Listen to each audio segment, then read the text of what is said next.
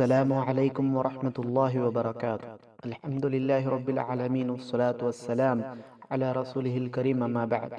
أعوذ بالله من الشيطان الرجيم. بسم الله الرحمن الرحيم. يا أيها الذين آمنوا كتب عليكم الصيام كما كتب على الذين من قبلكم لعلكم تتقون. رب اشرح لي صدري ويسر لي أمري واحلل عقدة من لساني يفقهوا قولي. رب زدني علما. అనంత కరుణామయుడు అపార కృపాశీలుడైన అల్లాహ్ యొక్క శుభనామంతో ప్రారంభిస్తున్నాను. నా ధార్మిక సోదర సోదరీమణులారా, రండి రమదాన్ మరియు ఉపవాసాల ఆదేశాల గురించి తెలుసుకుందాం అనే కార్యక్రమంలో ఈరోజు మనం ఉపవాసాల విధింపు గురించి, అనగా రోజోం కి ఫర్జియత్ కా బయాన్ అనే అంశంపై ఉప అంశంపై మనం ఈరోజు మాట్లాడుకుందాం. నా ధార్మిక మిత్రులారా, సోదరిమణులారా, సర్వసృష్టికర్త అయిన అల్లాహ్ మనిషిని తన ఆరాధన కొరకు పుట్టించాడు. అల్లాహ్ సెలవిస్తున్నారు ఖురాన్లో, వమా ఖలఖతుల్ జిన్న వల్ ఇన్స ఇల్లా లియఅబుదూన్.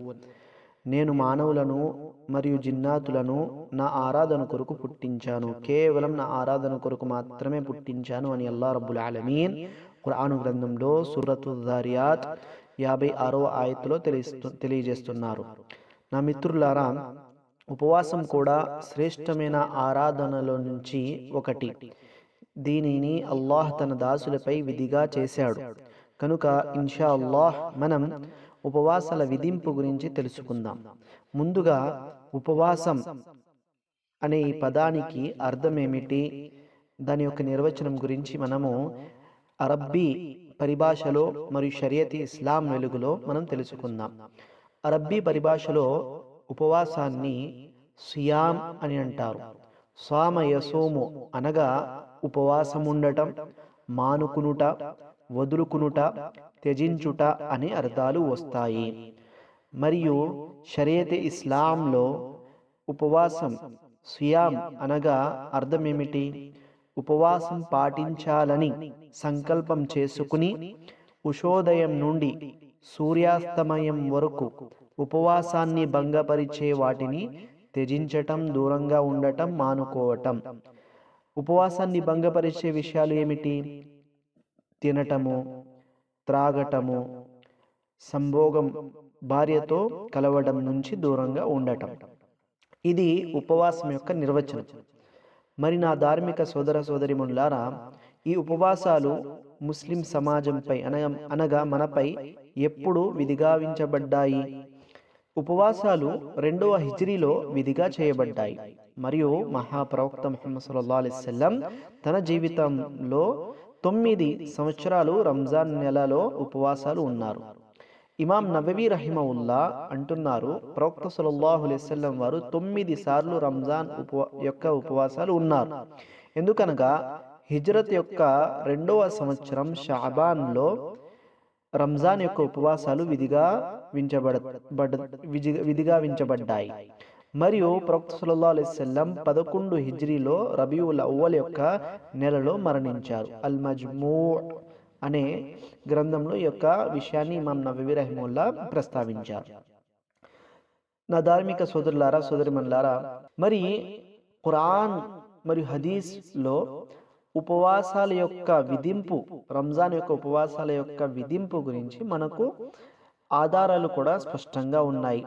రంజాన్ యొక్క ఉపవాసాలు మనపై తప్పనిసరి, వాజిబ్. ఈ విషయాన్ని అల్లాహ్ ఖురాను గ్రంథంలో సూరతుల్ బక్రా 183వ ఆయతులల్లా అంటున్నారు, యా అయ్యుహల్లదీన ఆమనూ కుతిబ అలైకుముస్ సియామ్ కమా కుతిబ అలల్లదీన మిన్ ఖబ్లికుం లఅల్లకుం తత్తఖూన్. ఓ విశ్వసించిన జనులారా, ఉపవాసాలుండటం మీపై విధిగా నిర్ణయించబడింది.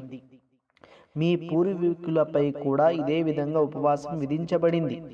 దీనివల్ల మీలో దైవభీతి పెంపొందే అవకాశం ఉంది అని అల్లా అంటున్నారు. ఈ వాక్యంలో అల్లా ఉపవాసాల యొక్క విధింపు అంటే ముస్లింలపై ఉపవాసాలు తప్పనిసరి అని విషయాన్ని ప్రస్తావించారు. మరి ఇదే విధంగా 2వ ఆయత్ సూరతుల్ బక్రాలోనే మరొక చోట అల్లా సెలవిస్తున్నారు 185వ ఆయత్తులో, షహరు రమదాన్ అల్లదీ ఉన్జిల ఫీహిల్ ఖురాన్ హుదల్ లిన్నాసి వబయ్యినాతిన్ మినల్ హుదా వల్ ఫుర్ఖాన్ ఫమన్ షహిద మిన్కుముష్ షహర్ ఫల్యసుమ్. అల్లా అంటున్నారు, రంజాన్ నెల ఖురాన్ అవతరింపజేయబడిన నెల. ఈ ఖురాన్ సర్వమానవాళికి సన్మార్గం చూపుతుంది. స్పష్టమైన నిదర్శనాలు, స్పష్టమైన మార్గదర్శకత్వాలు ఇందులో ఉన్నాయి. మరియు ఇది సత్య అసత్యాలను వేరుపరిచే స్పష్టమైన గీటురాయి.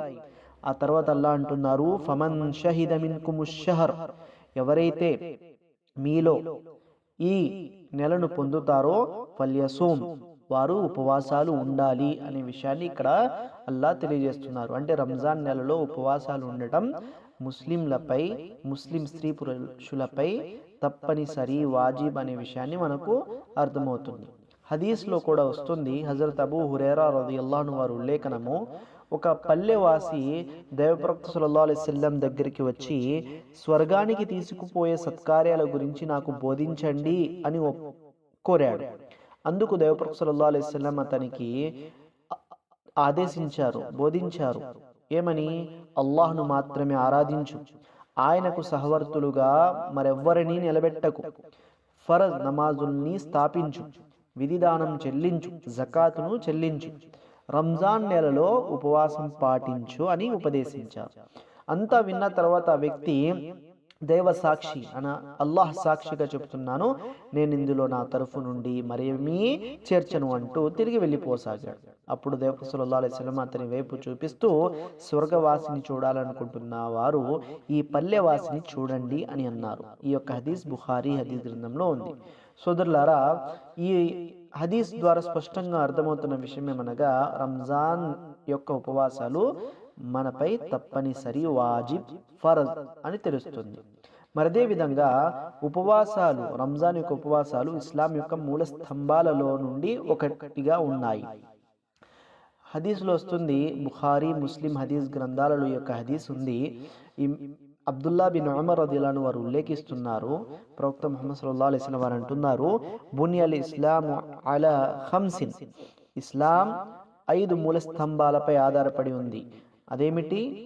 షహాదతి అన్ లా ఇలాహ ఇల్లల్లాహ్ వ అన్న ముహమ్మదన్ రసూలుల్లాహ్ వ ఇఖామిస్ సలాతి వ ఈతాయిజ్ జకాతి వల్ హజ్జి వ సౌమి రమదాన్. ప్రవక్త సల్లల్లాహు అలైహి వసల్లం వారు అంటున్నారు, 1 షహాదతైన్, లా ఇలాహ ఇల్లల్లాహ్ ముహమ్మద్ రసూలుల్లాహ్ యొక్క సాక్ష్యం ఇవ్వడం, 2 నమాజుల్ని స్థాపించడం, 3 జకాత్ను ఇవ్వడం, 4 హజ్ చేయడం, 5 రంజాన్ యొక్క ఉపవాసాలు.